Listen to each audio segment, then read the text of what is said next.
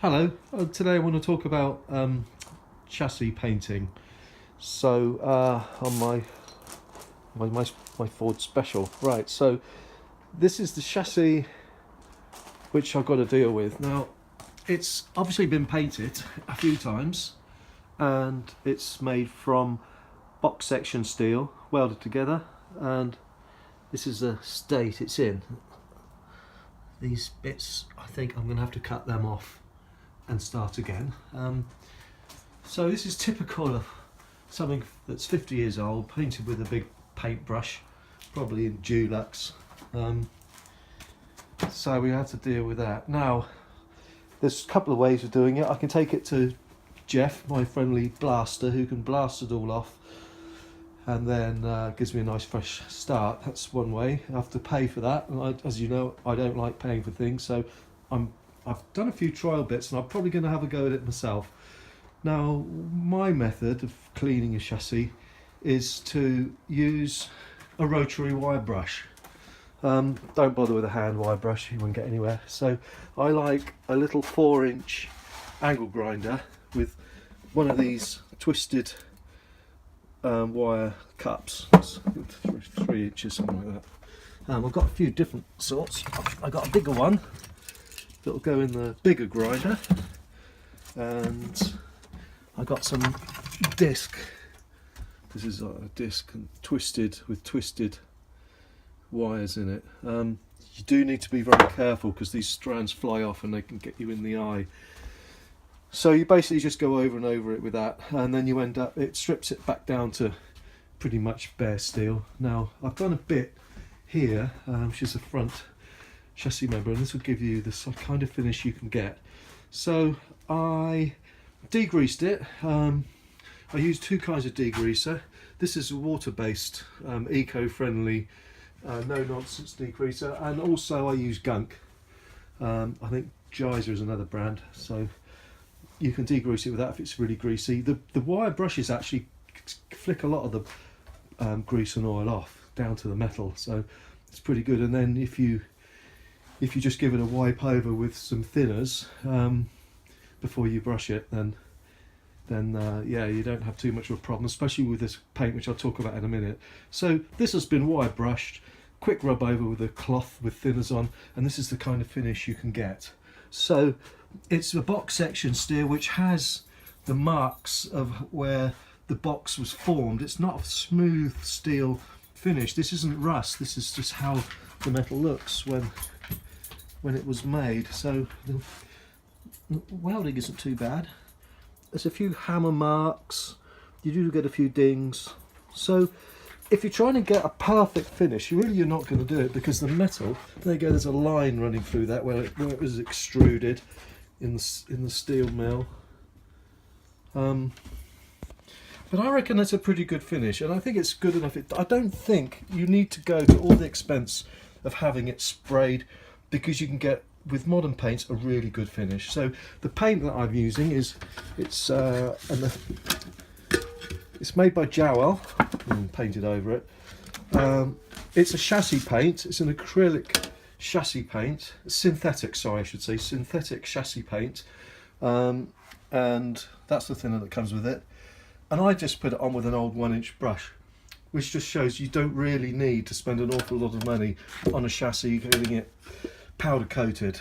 I pour a bit out of, the secret is making sure the preparation is good. You need to degrease it, get all the dust off, and work in a dust-free environment.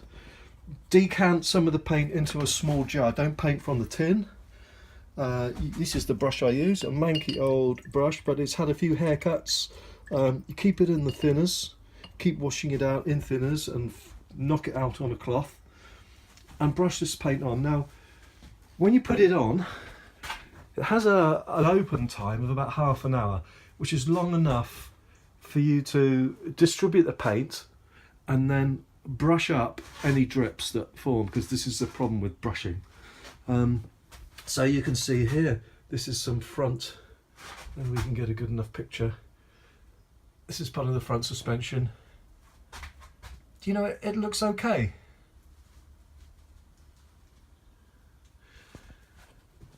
Now the smaller bits, here.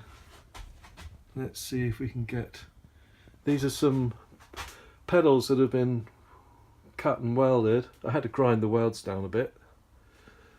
And then all the little brake components, you can see. It's an old car, so it does have a patina. I hate that word. Here we have the brake assembly. I took all these bits apart and I've just put them back together to dry. It takes a couple of days to dry. It's winter now, so things take an awful lot longer to dry. I put them in the Arga sometimes, but the wife is around, so she won't let me do that.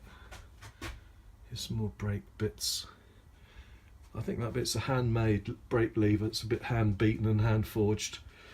There's another bit here. This is part of the lower bracket that fixes the front suspension onto the car. Okay, and another brake part here. So I think I'm going to use the same method on the chassis.